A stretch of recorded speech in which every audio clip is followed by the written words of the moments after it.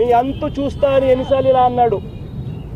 అంతు చూస్తా అంటే మమ్మల్ని అందరినీ చంపేస్తాడనే కదా అని అర్థం.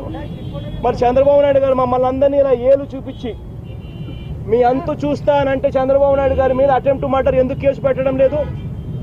గిరిజన మహిళ మీదనే ఎందుకు కేసు పెడుతున్నారు ఇవాళ అటెంప్ట్ మర్డర్ అని చెప్పి గవర్నర్ గారిని కూడా గట్టిగా ఈ విషయం గవర్నర్ గారి దృష్టికి కూడా తీసుకుపోయాం.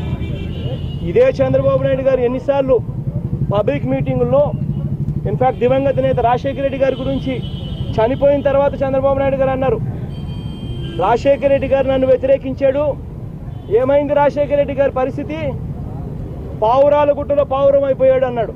మరి చంద్రబాబు నాయుడు గారు ఇన్ని మాటలు మాట్లాడుతూ ఉన్నా అటెంప్ట్ మర్డర్ కేసు ఉండదు.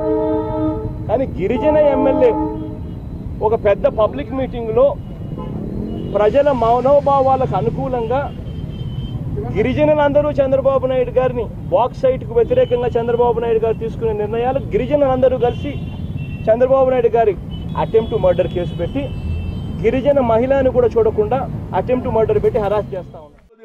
కేసీఆర్ గారు మైండ్లో పెట్టుకోండి, మీరు ఫ్రెండ్లీ అంటున్నారు, బయట ఫ్రెండ్లీ, లోపలికి పోయినాక నో ఫ్రెండ్లీ.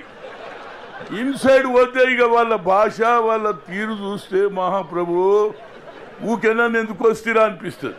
మరి హనుమంతరావు గారిని ఎవరు దుర్భాషలు ఆడినో నాకు తెలియదు, కానీ ఈ మధ్య పోలీసు చాలా చేంజ్ లాంగ్వేజ్లో మాట్లాడుతూ ఉన్నారు.